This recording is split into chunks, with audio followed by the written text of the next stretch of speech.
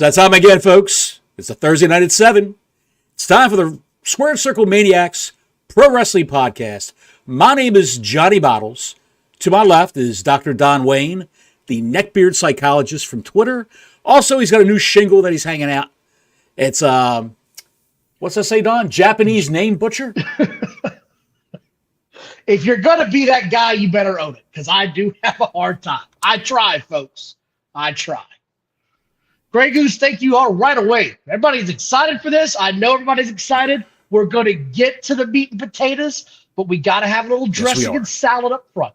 Got to get there. Thank you again, Grey Goose. Greatly appreciated. Bottles, continue, please. Guys, I'd like to say, please like and subscribe. Liking our videos moves it up into the YouTube algorithm so more people get to see us. Not just you, but other people who normally don't watch our content might see it in their search bar and say, hey, let's watch these two schmucks and see what they have to say. Or if you subscribe, then you're going to be here regularly, I hope, and you'll get us towards our goal. This weekend, we hope to hit 600, and we're so close. We're on the precipice of 600, folks. That's what we're trying to do right now. Also, please set your notifications for our videos. We're asking so much. Please hit that little bell. Set the notifications for YouTube when we come on, because we're doing shows on Tuesday now. I think the Friday show, we had a scheduling change. The Friday show's going away altogether. I think so, yes. Unless something breaks. Unless something big, big news, like Don says. And we'll do shows in the middle, at midnight. We've done shows at midnight. Contingent upon what happens at WrestleMania, major PLE, pay-per-view, what have you. Set your notifications for us. Anyway, that's enough housekeeping. Let's go right into it. Don, it was a lovely episode of WWE Dynamite I watched last night. I like all the current stars of the WWE. That guy Edge, he's fantastic. He wrestled a Rey Mysterio on acid. And the main event was Samoa Joe and Dustin Rhodes. We got to have a Samoan and a Rhodes guy wrestling. Two former WWE talents. There's a theme here. Tony Storm and Mercedes Moné shined. They shined at her segments. Even Snooki Perazzo, a former WWE star, she's made a comeback in the WWE Dynamite. I see. She did a run-in and protected Thunder Rosa, and she got slapped in the face for that. We're going to get there. But you're just running. It was great seeing all these WWE stars. It was great. Well, WWE Dynamite. Also, the biggest star in wrestling seems to be in WWE, CM Punk, and the ratings prove that. You are just, the horse is out of the barn, and you're going wild with the pistols. You're just shooting shit in the air left and right, pal. You have been trying to talk about this all day. You want to talk about the two sissies ticklers? You want to talk about the scum packers? They had it all last night. Yes. And we had some, I'm not going to say what it is. It goes by 3 initials. I won't say what it is. We'll wait till we get there. Go ahead, Don. What do you got first? Took my notes, got my little notebook here on what happened. Aloha, everyone. Appreciate you guys tuning in, like Bottle said. This started off kind of odd for me with Samoa Joe leading the program.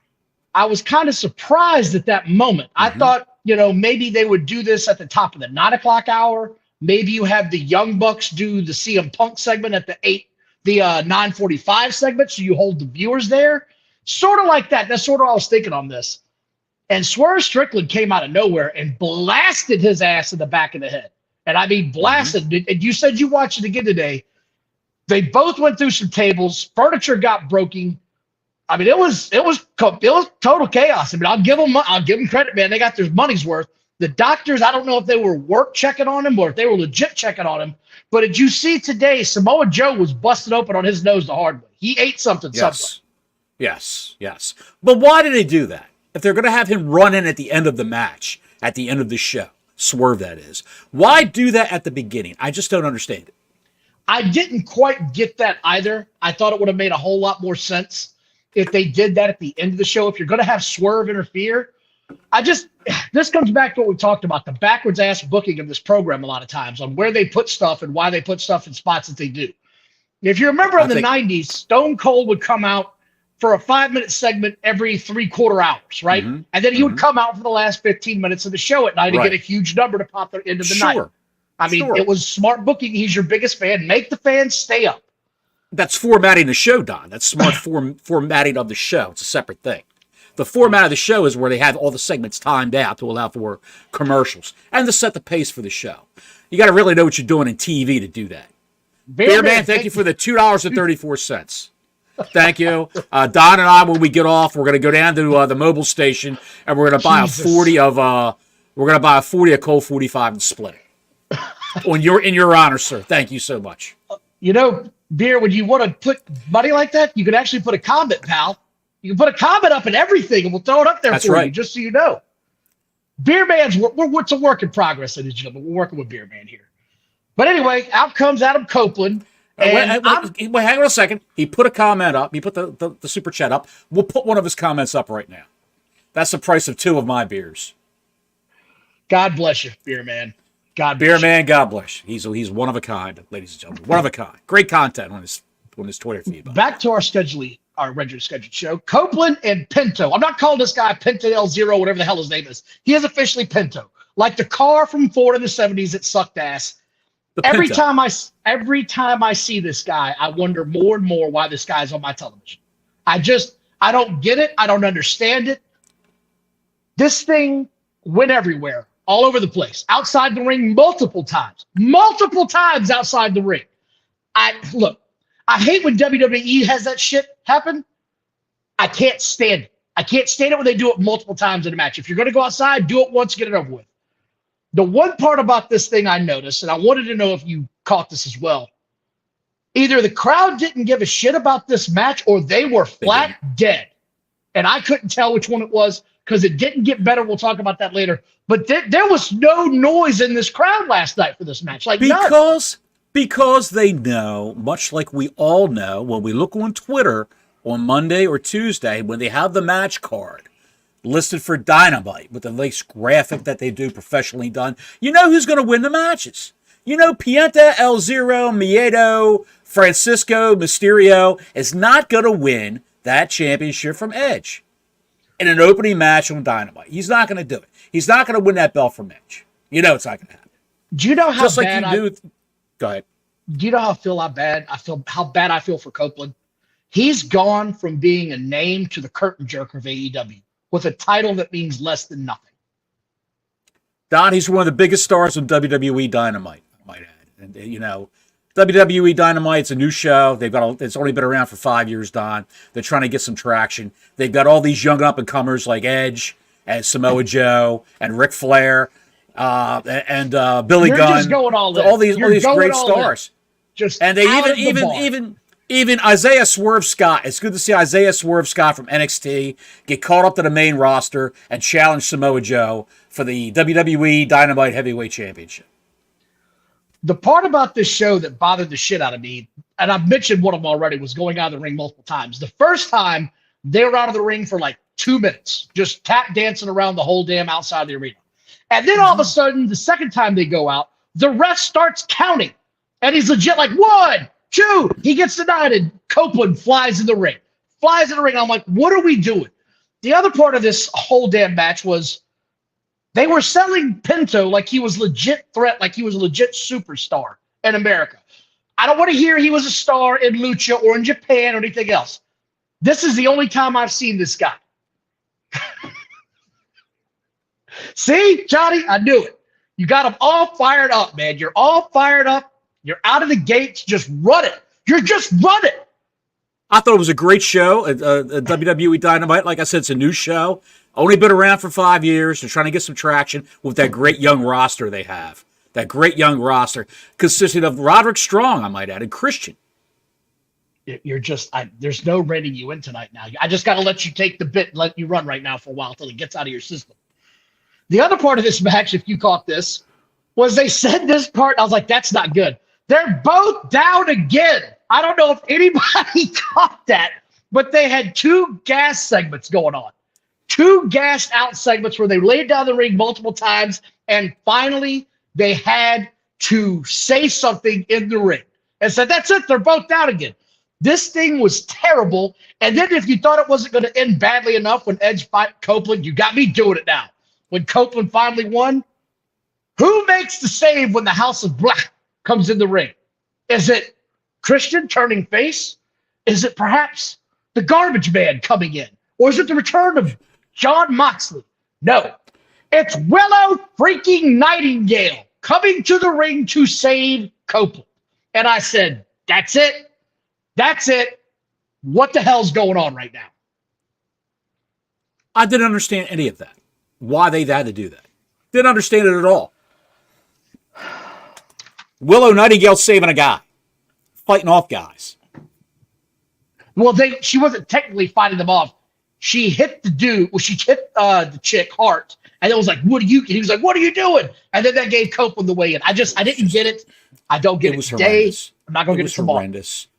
It was horrendous. They should have had young up and comer. They should hire from the. They should bring her up for NXT. Lalani Kai. They should bring Lalani Kai up to take on Julia Hart in the House of Black. I can't right now. Then they had the Jericho segment with the Japanese guy, Shibata, got his name, nailed it. Shibata had the pretext lit on his phone right away to what, like Jericho lays out this plan. Like you're going to tell the guy you're going to wrestle exactly what you're going to do. It made no sense. Once again, there was no sort of a wrestling acumen going on here. It sucked. The whole thing sucked. The Shibata guy hitting the, I like your necklace. What's wrong with that guy? Hook being like, I don't know. Just terrible. I don't want to stay on horrendous. Lionheart Chris Jericho, the new gimmick he's got, which is his old gimmick. Bad. From when he started in WWE. Why would you, at the end of your WWE run now, why would you go ahead and bring back that old gimmick at the end of your WWE run right now in WWE Dynamite? Because he's trying to reinvent the wheel once again, because you see the response when he comes out. Without that song, there's no response. There's no, yeah, it's Chris Jericho. Nothing. It's just, nothing. It's over. Without the song, it's an example of the Seth Rollins effect. If Seth Rollins came out to the ring without that song, with just silence, would he be as over? Would the crowd start to sing the song? I think the crowd would start to sing the song for a couple of weeks, and then it would die off. Jericho, there ain't nobody singing Judas when he comes out with this new thing. I will say one thing about Chris Jericho, the best toupee in professional wrestling today, I will say. The best, that you're still on the hairpiece. Then they go backstage again, because we just had that.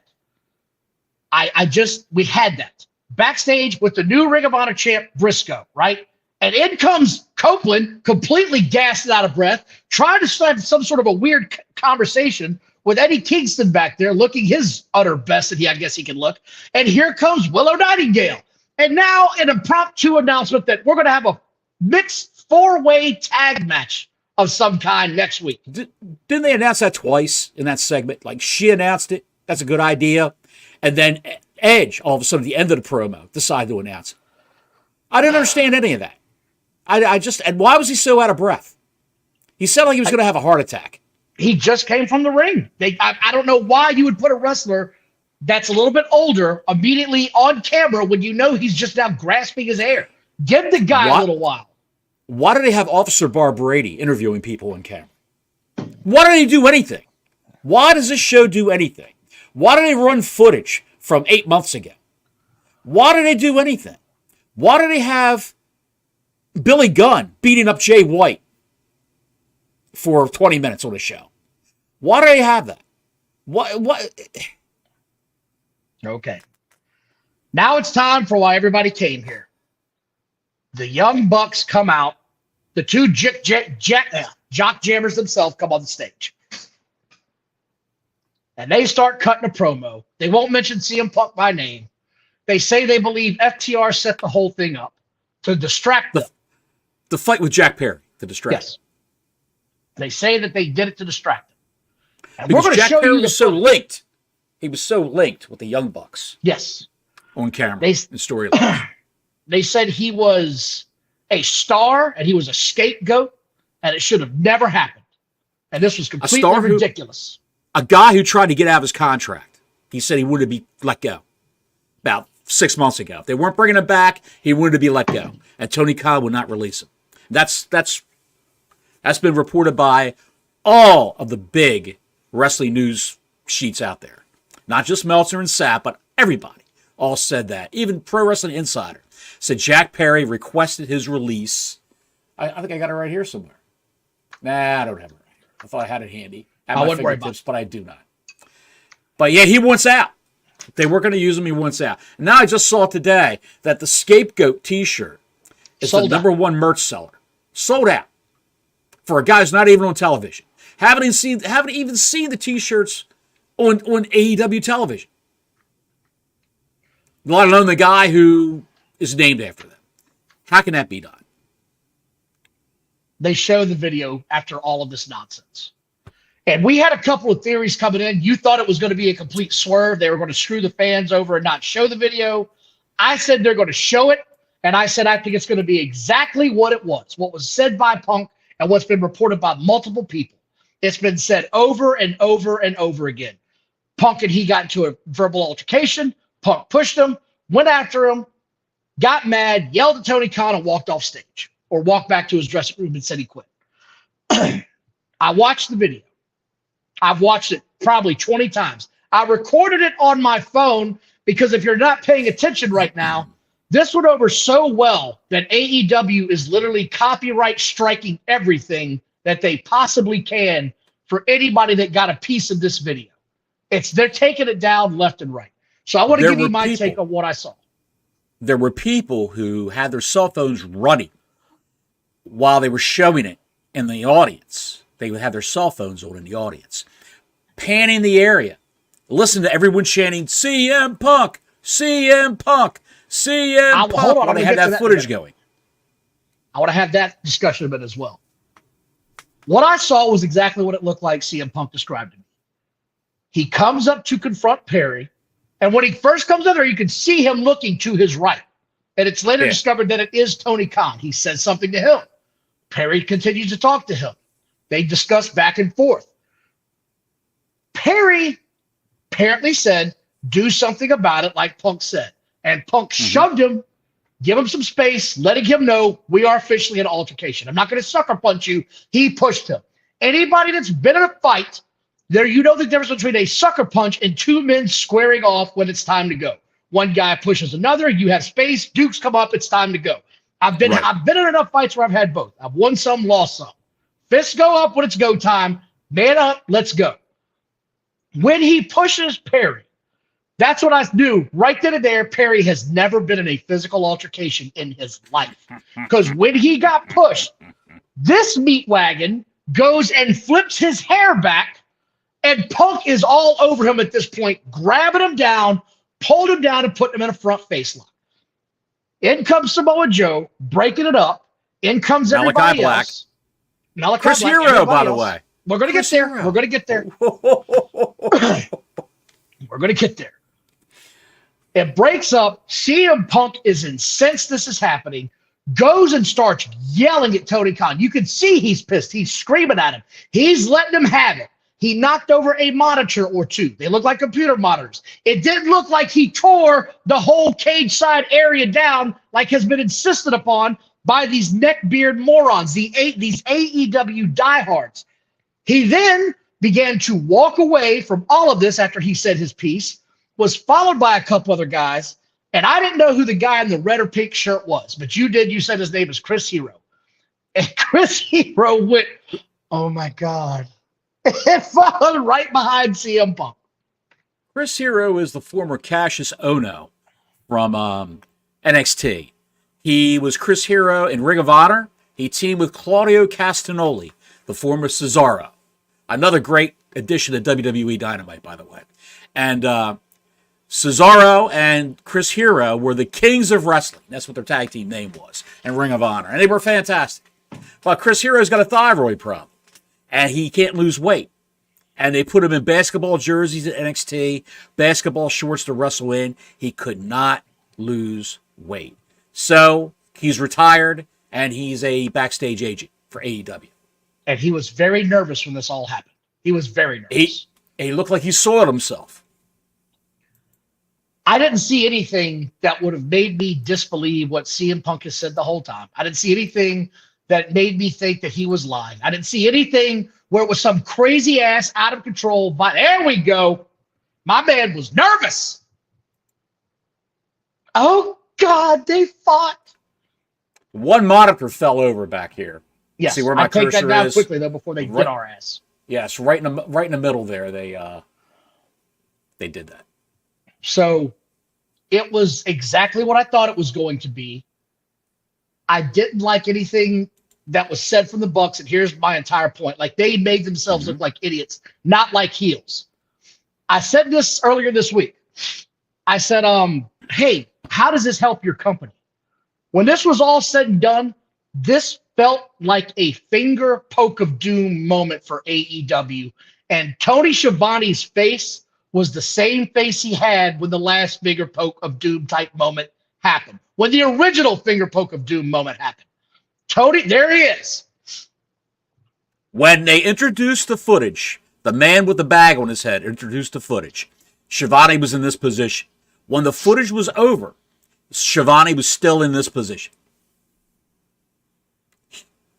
And mortified, embarrassed. It's just, he's thinking, that's it. Show. He's thinking, that's it. Time for retirement. What's his wife's name? Trixie? I have no idea. Giggles, anyway, Wiggles, Trixie, time for retirement. So then it was time for me to check the Twitter machine and see what the hell was going on in the world of Twitter. And there's two camps in this whole thing, right? You either saw it with your own eyes and said, okay, they got into an altercation. Didn't look like a big deal to me. If you've ever been in a fight, it wasn't even a fight. It was a shoving match followed by a little face lock, and that was it. It was over with in 15 seconds. It didn't last long at all. And Tony Khan said, I was in fear of my life. There was nothing about anything that happened in this entire moment that a grown-ass man should be saying, I was in fear of my life. It's embarrassing. It was horrendous. Brock Lesnar came back after a match at WrestleMania and chucked the belt at Vince McMahon. Chucked it at him. To which Vince said, you asshole! And that was the end of the whole thing. Tony Khan fired his biggest star because he wouldn't do something about it when he asked him to, and because he didn't do something about it, he got blown up on. And the people that are defending Tony Khan for airing this are just as dumb. By the way, the rating for this segment popped an 880. The show started off with 981, the Big Bang Lee did. It went to 857. This segment did an 880. 880, 881, somewhere in there. You tell me, pal. What am I missing right here? We're missing a great main event of Sheldon Cooper versus CM Punk on WWE Dynamite. That's what we're missing. What did you think of it? I thought it was science fiction to begin with. What they said happened with CM Punk, and everything he said in the interview on Helwani's show happened in the video. And he beat up one of their biggest stars, one of the pillars, if you will. I'm going to drop the WWE Dynamite gimmick and just say AEW anointed 4 pillars: MJF, Jack Perry. Boy. Yes, Jack Perry, that's Jungle Boy. Darby Allin, who was the other one? The 4th one. It doesn't matter. Anyway, because they're all gone by the wayside. I think that he just proved that a WWE star can beat up any one of his stars by having a guy punk him out on a camera. Right there. Who? Sammy? Where's Sammy at now? Suspended because he can't quit hurting a damn Hardy Boy. He loves to land on their head. Yes. He's practicing right now outside, and I can show you a live view. He's got a dummy outside that says Hardy on it, and he's just landing on this dude's head over and over again. Over and over again. He won't stop. This doesn't help AEW. It doesn't help AEW. And the people in AEW were against this. But Tony Khan pushed for it. Here's what Meltzer said. The Young Bucks wanted it. Allegedly, the Young Bucks, supposedly the Young Bucks didn't want to do it, but bullshit. I don't know. They didn't want to do it so bad. Hold on. They didn't want to do it so bad, they led the segment. Get the hell out of here. They wanted this more than breath. They wanted to bury Punk, and this blew up in their face. And anybody that's got half a sense of brain saw this horse shit happen last night and said, these two testicle munchers don't know a fight if it stared them in the eye. I'm only saying what Meltzer says. That's all I'm saying. Meltzer said when Punk did his interview, I asked around, and the basic thing was, look, it's over and done with. It was a bad chapter in the history of AEW, and it's over. He can say whatever he wants to. Who cares? There were a couple of people going like, yeah, Adam Page never got the answer back and will never answer because he never wants to be. Whatever. But most people were like, it's over. We're over it. It's not part of our lives. It's not part of our company. Forget about it. Now, here, as soon as Tony did that, announced the footage being on the air, he started hearing from people saying it was people who were just frustrated. Like, now it's back. The whole thing's back again. And we can't get past it. And there's things that have happened, and people have been made to look bad now, and they can't answer back. Meaning, I guess Jack Perry's made it look bad. Because Punk looked all right to me in this footage. Hey. What say you? Tony Schiavone didn't look too good. He looked a little green around the gills. Do you remember what I said they had this morning when they woke up today? What I said they had? It's kind of funny. Somebody in the chat just said the same thing. What did I say? I said, Johnny, have you ever heard of this before? Go ahead. Buyer's remorse. Yes. Remember that fun conversation we had just this morning around 10 o'clock? I said, Johnny, they've got buyer's remorse. This blew up in their face. It didn't go the way they thought it was. And now they are backpedaling their ass off, and they're deleting everything they can on Twitter. It was bad. And just from there, where do you go from here? You're right. If they haven't lost confidence in what they did and their actions, they wouldn't be striking everything from casual accounts on Twitter. They wouldn't be striking cell phone videos in the arena, but they are. He knows he effed up. He came down from that White Claw and cocaine bender he was on all this past weekend, WrestleMania weekend, because ROH did have a pay-per-view up in Pennsylvania, and he was up there, stayed at the same hotel as WWE talent, like a schmuck. And because that's what he is, he's a schmuck. And I saw someone posted on Twitter today, Don, Dixie Carter is a better booker than Tony Khan. They got something there, actually, because there was parts of that show when it first came on. I actually enjoyed it.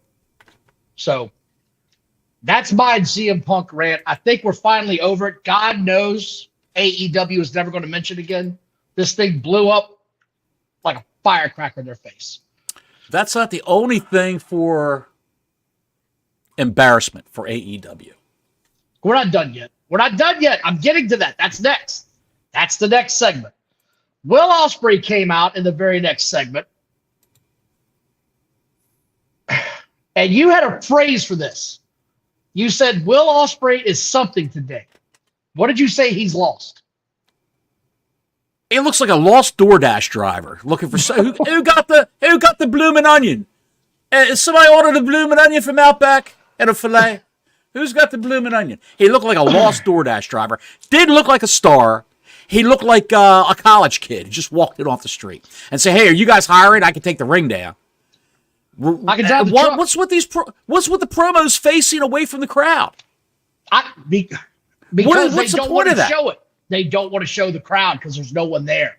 You can't show what's not there. Why don't they go down closer to the ring and have them face the empty side and do the promo that way?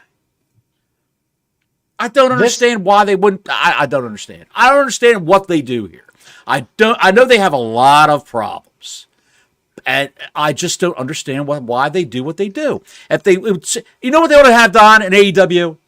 Remember the episode of Seinfeld where they did the opposite? George Costanza did the opposite. Yes. If you're going to book the show, Tony, do the exact opposite. It might actually work that way. It might work.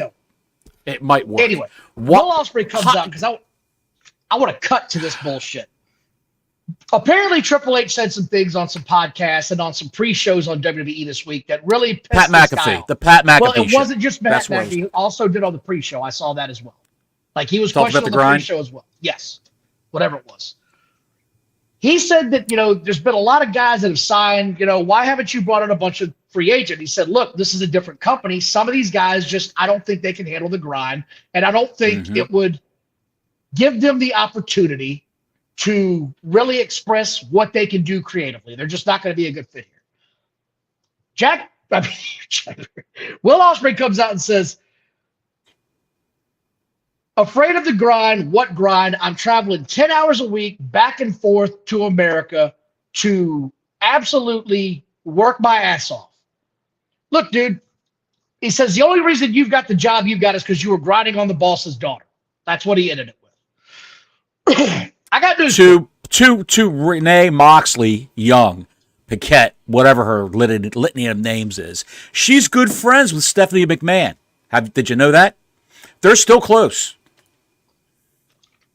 He also she hung her head. Yeah.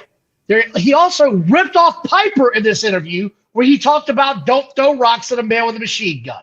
So you're going to rip the WWE and then blatantly rip off one of their most famous guys and one of his most famous promos.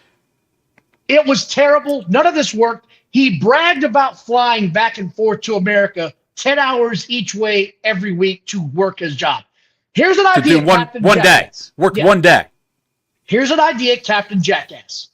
Rent an apartment, and when you can get a long break, you don't have to keep doing that. Bring your family over to stay with you. There's options other than flying back and forth to England like a putz. That was the dumbest damn thing I've ever heard. Because this guy's flying 20 hours a week. I'm supposed to believe he's taking the grind. I mean, look, guys in the WWE used to travel 8 to 10 hours a day to get to the next town. Don't bullshit with me with you know what the grind's about. You don't know what the grind's about, bruv. You don't know what the grind is, bruv. Shut the hell up. I like the guy for a minute.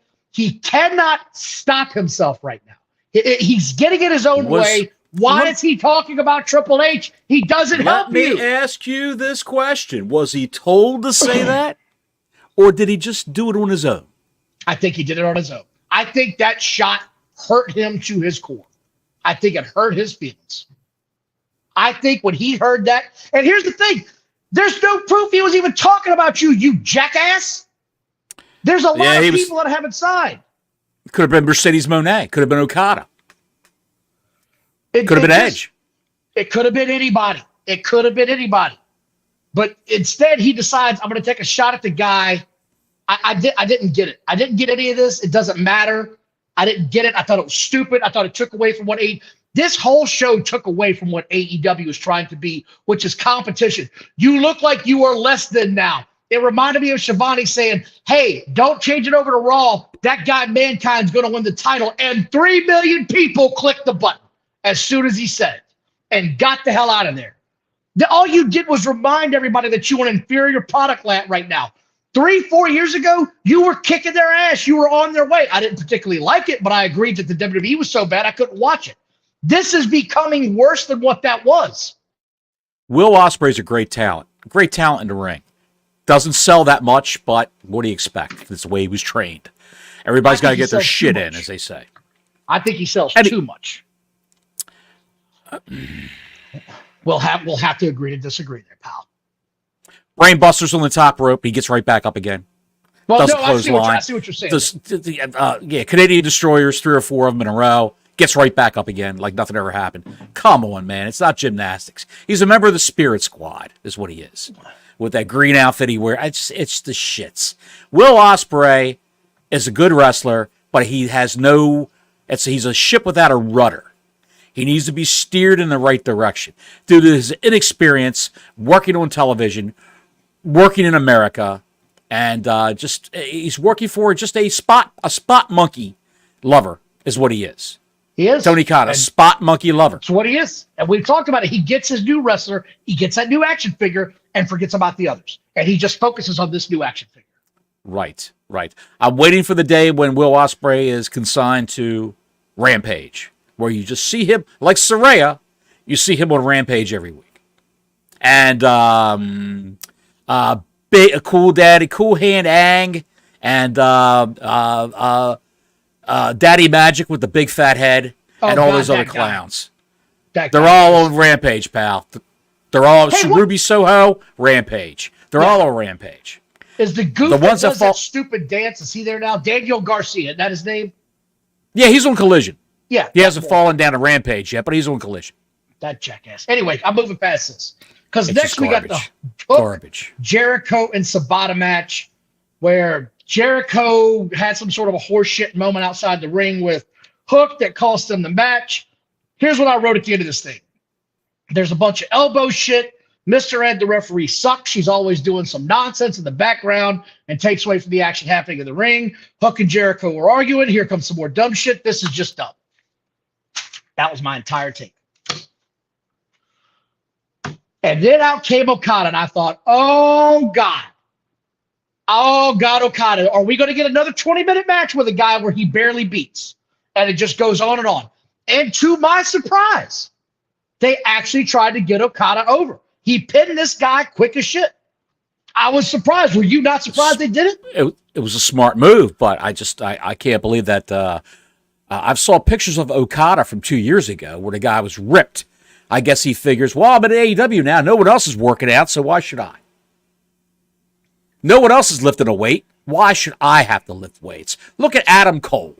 Right. Why? Thank God there was no Adam Cole this week. I guess he's fallen out of favor too. No Roderick Strong. He's on Collision. And this is where the whole show went to shit and showed how bad of an idea that CM Punk airing was. Because out comes Pac. They get into a scuffle. A whole breakdown happens. And this is where the Young Bucks came out, correct? Young Bucks came out to help their other member of the Elite, Okada, yes. And what they were trying to tone down at home is what I could clearly hear on my TV. The chant started. CM Punk, CM Punk. You have created a monster that you are cheering for a wrestler that is not on your program because Tony Khan is crying like a scorned high school lover. There's no way around this now. You have literally shitting where you eat. Take a big old bite of that shit sandwich because they're chanting the guy's name at your show. And it was biggest star in wrestling. It was just as embarrassing in the WWE when he wasn't there. They were doing it, and it was like, damn it, that sucks. But here we are. It's biggest star in wrestling. The other company. My God in heaven. You wanted to talk about it. Tell me, the CM Punk chant, did you hear it at first, or did you have to turn your TV up? Because they were damn sure trying to drown that crowd out, man. Johnny Bottles has left the building, everybody. Back to I'm taking care of something, pal. All right. I was shocked that this happened. Oh, why? Who is that guy? What's that? Okay, never mind. I don't give a shit. I don't want to give him any press, pal. Fine, go with me. If you want to come in the chat, have a good time. But if you're going to throw shade and shit everybody in the chat, you get the hell out of here. I ain't got time for it neither to see. Go the hell on. Right? That's right, pal. What did you think of the CM Punk chance? It was getting kind of wild. I think that when that was all taking place, there was a man backstage staring at a computer monitor thinking, there's no coming back from this. I really effed up. There's no coming back. So that's why they were doing the kill of all those clips off of Twitter, Facebook probably, Instagram, all social media. So. And now you've let the cat out of the bag. Out came Tony Storm next. Thunder came out, and here we go. Everybody gets on the WWE for some of the angles they did, and rightfully so. Some of the shit they've done in the past was classless. Looking back on it, it didn't really feel it was classless then. Fast forward almost 30 years later, it's still classless as shit. There was a new wrestler introduced last night, and I got her name, ladies and gentlemen. Shirakawa. I got her name. Suck it. I got her name. Shirakawa came down. He pronounced it correct, Larry. I got it. And saved, was it May she saved, correct? Mariah May. Yeah, May was getting the shit kicked out of her. Mariah May. She comes down to the ring, gets 2 glasses of champagne after she clears the ring, drinks champagne with her, and we get what was known in the WWE in the late 90s, a hot lesbian act. What the hell? Hot lesbian action. HLA. Introduced in the late 90s through the early 2000s. I'm on board with this, Don. I'm on board with this. And so's my man, the bald security guard right here on the left. Underneath Jimmy the champagne C81 glass. had a good night. He's in for it too. Yes. Jimmy C81? Yes.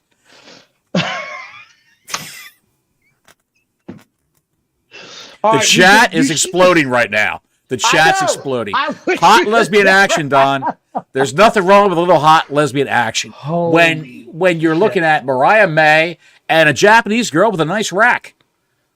Shirakawa. Jesus Christ, dude. Oh, my God. Am I body shaming again? Where's Nathan? Am I body shaming again? I'm not sure. I don't know. All right, you can take it down. I don't need the ratings that bad. It's not 1999. Jesus. HLA, pal. By the way, that segment held their number at around 759. 765, 79. They held the number. During that segment, I held my number. During that segment. What is wrong with you? Just out of the pasture, you're kicking the ponies. Golly Moses. I'm a big fan of Mariah May. Not as big a fan of Mariah May as some people are, but yeah. Oops, sorry. It's all going to shit. You're killing me here. Yes, I got it right, Grey Goose. Yes, he got it. I have been practicing. You guys don't even know. I have been practicing so hard on my damn pronunciations because I know there's some shit coming my way if I don't get it right. So I have been working hard at this. Before the show, Don was going, Shibata,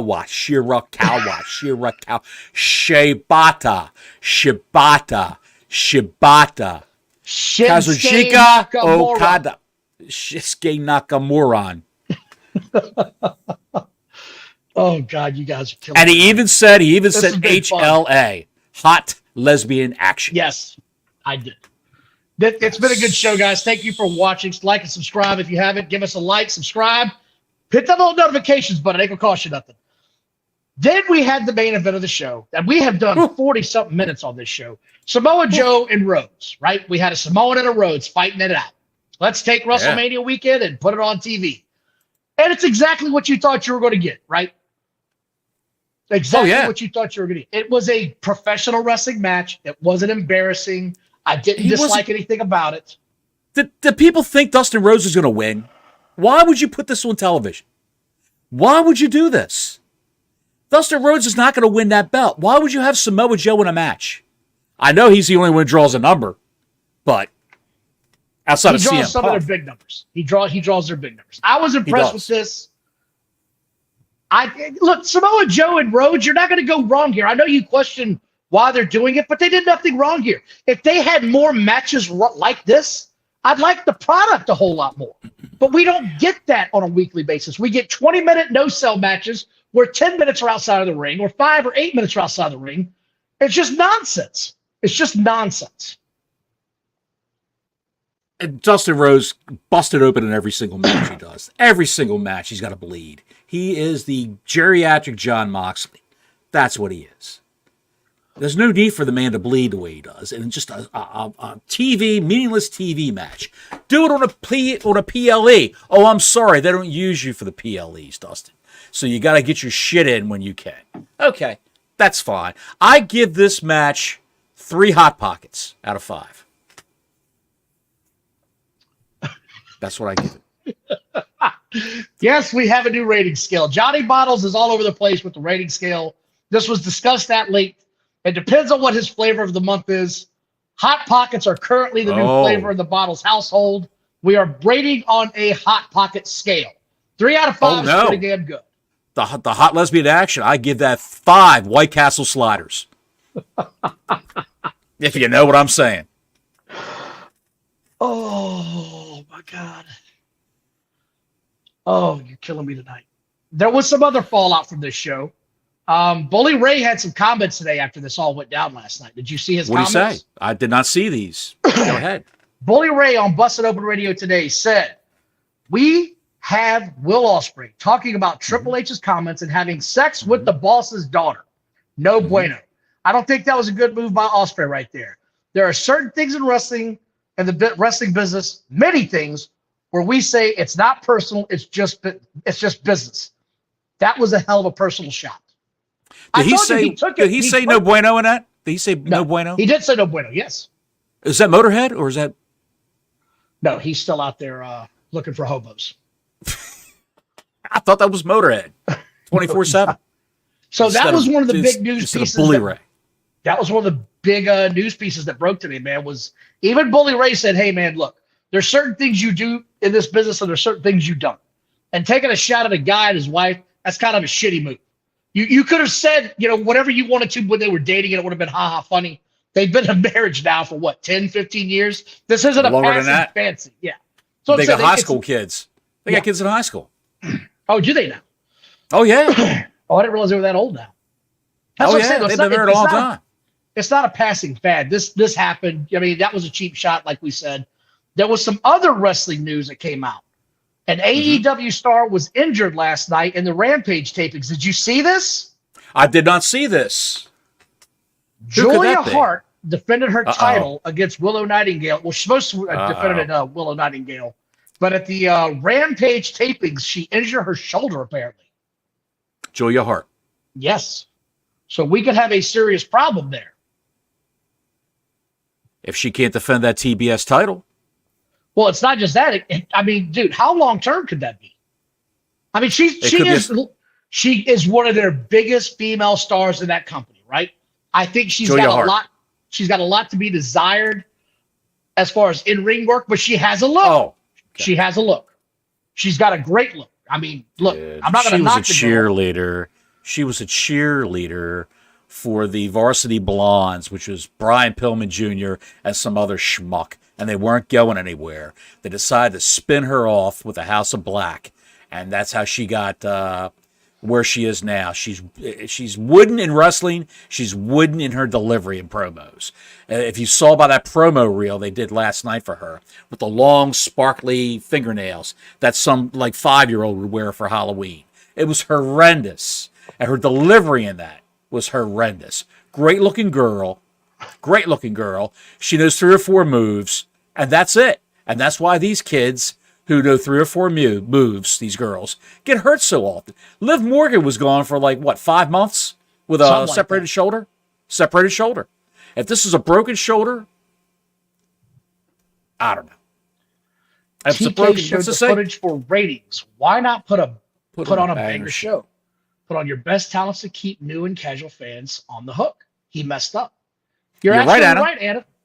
And thank you for the $4.99. We appreciate that. Thank you so much. No, you were exactly right. I'm not sure, Anna, if you've been to the show before, if you've watched us, but we talked about this earlier this week. And thank you again for the donation. This didn't make any sense when they made the announcement. They could have fired back by having one of their, and they do have these pay-per-view type quality shows on AEW, often enough on TBS and TNT, where you want to watch. They are quality matches that they do have from time to time. They could have done this a million different ways to approach this. They could have furthered storylines. They could have built on their new characters. They could have gone a million different ways.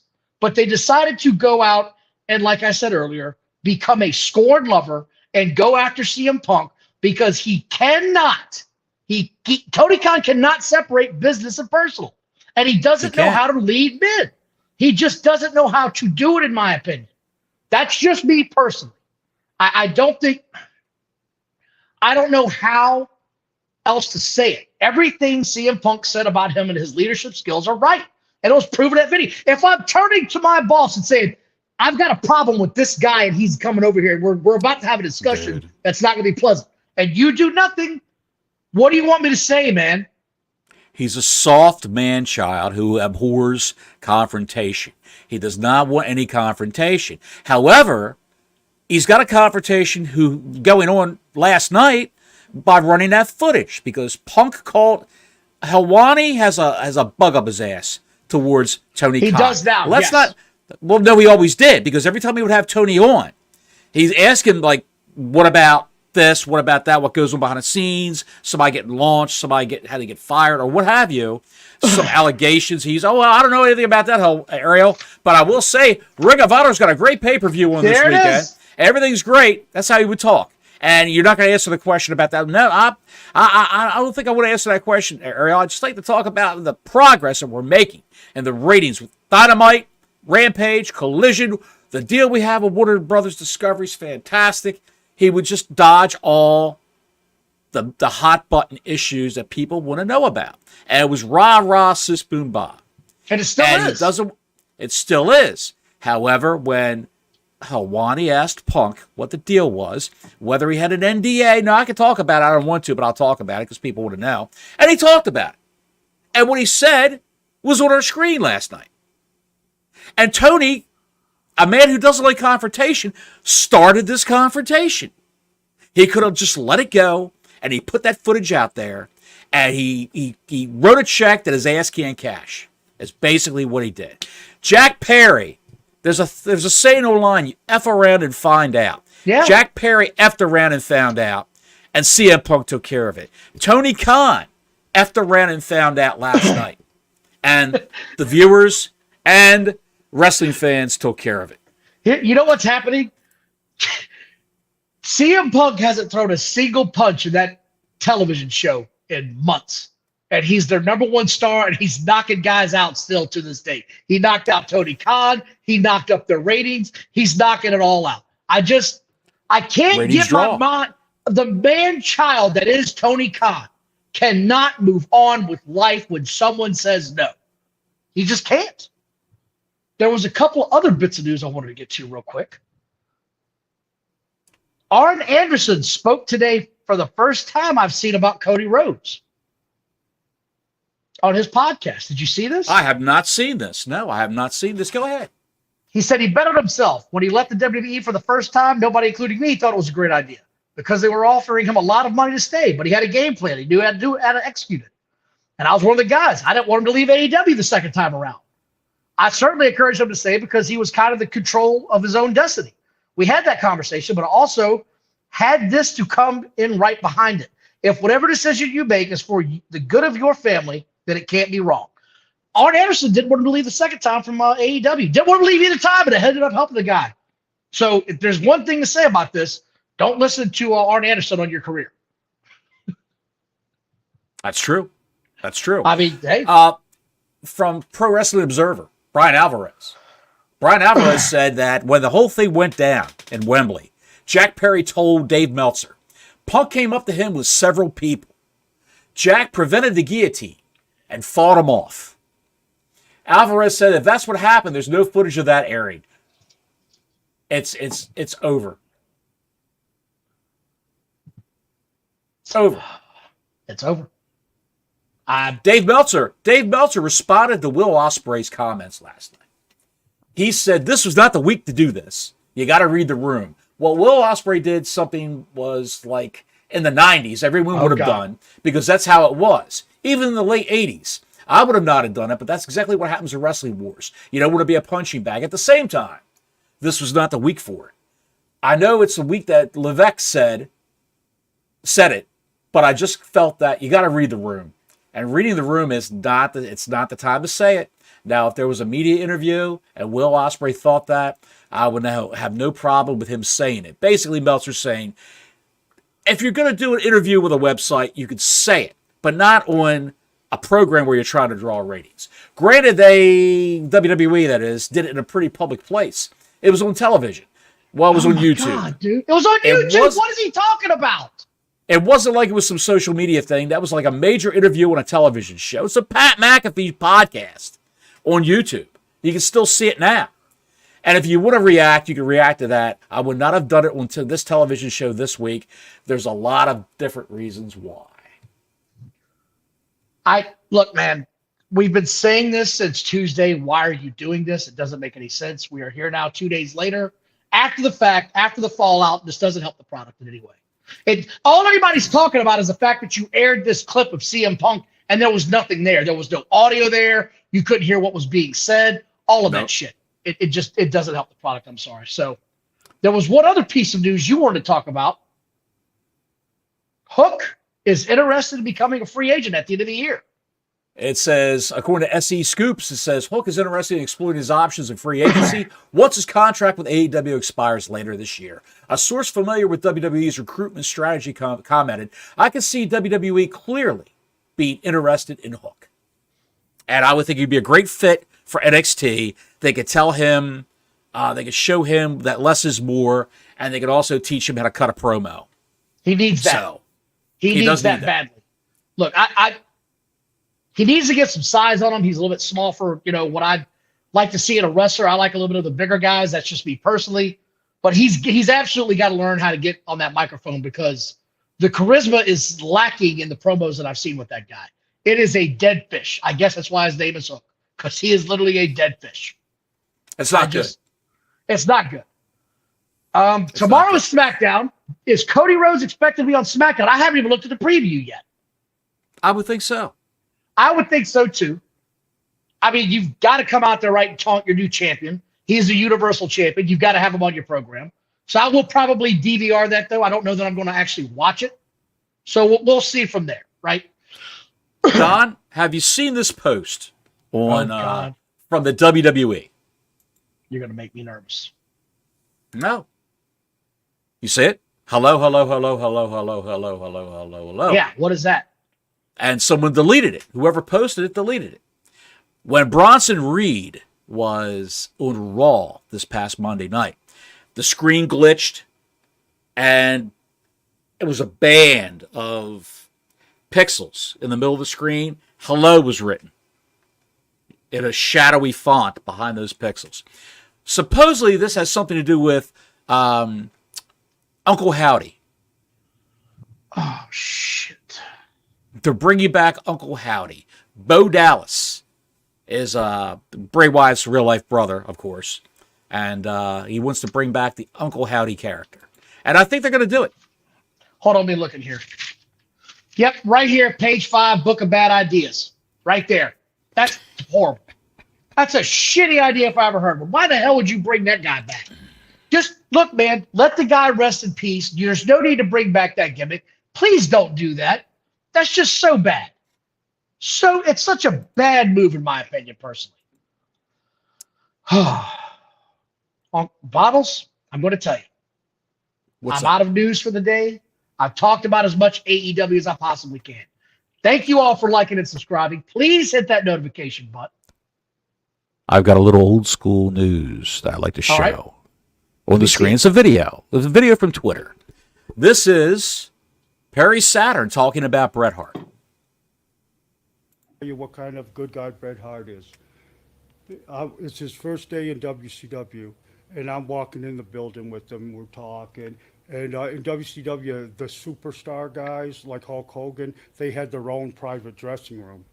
So we're walking down the hallway, and then we get to a dressing room, and there's a sign on the door that says Bret Hart.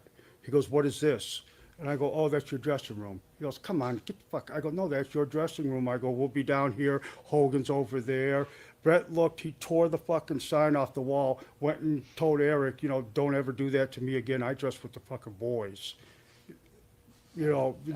Bret Hart was down to earth and just, and if you worked with him, he was going to bust his ass and everything, That was really good. Tell you what kind of good guy Bret Hart is. That reminds me, ladies and gentlemen, let me give everybody a good health tip tonight. Don't smoke crack or meth. Perry Saturn also said that he caddied for the Dalai Lama, the flowing robes, the grace, the eminence. And he said, "Hey, Lama, have you a little something for the effort?" And he said, "Gunga Galunga, Galunga Galunga," which means you'll have every last. You watched Caddyshack one too many times this week, I think. I think you watched it one too many times. I can tell. I love Caddyshack. Anyway, since you brought that up, I want to talk about this. There was a guy that used to be you call them jobbers or talent enhancement. I don't give a shit what you call it. He did an interview this week about the great Bret Hart, and I meant to send it to you, and I forgot. No, okay. He said Bret Hart loves to act like he never hurt anybody. He said, "That son of a bitch almost killed me 5 times in a month one time." And I said, "Don't ever put me in the ring with that asshole ever again." So some of the starting to get chipped away on the lore of Bret Hart. We talked about it a couple shows ago when some bullshit came out about him. It's coming out again. I think maybe the paint's starting to peel off that wall, pal. It is, pal. Bret Hart's just another guy who had to get all his shit in. That slogan, that expression goes all the way back to the 70s. You got to get your shit in. I'm going to job, but I'm going to get my shit in. And Bret Hart's a guy. Every match he did was the same. Every single match. The throw him face first into the turnbuckle. He takes it with the chest. And then they put him up on the top turnbuckle. Then he comes off of that with the elbow off the second rope. It's the same bullshit. Every single match. No more than Ric Flair. Ric Flair had the same match. He wrestled the same match every single night on the road. We would have talked about Dark Side of the Ring this week, but that show was so bad with a wrestler I've never heard of that I'm not even going to give that guy any time on this program. It was so bad. If you want to watch it, go out of your way. Bottles, that's all I've got tonight. I want to thank everybody for watching. I really appreciate it. It means a lot to us. Like and subscribe, hit that notification. We'll be back, it looks like Tuesday, because Bottles said he can't do it tomorrow. And we said, well, why don't we start trying a Tuesday show to recap SmackDown and Raw? But this week, we definitely can't do a Friday show. So thank you all very much. Right. If something breaks over the weekend or some big news happens, somebody goes down in a plane crash, somebody gets smothered by or choked out by their wife or husband, we'll be sure to come on the air, letting somebody know about that. You know, the big stories, the stories that you all want to know about, the feel-good moments you want to know about. Take us home, Johnny. I'm not even going to say anything about the He's a man legend. He's a legend. He's a legend. He was fond of feel-good moments, Don. He was fond of feel-good moments. Underneath the announce table with a fifth of vodka and Lalani Kai. Till next week, Gordon Soley saying so long from the Sunshine State.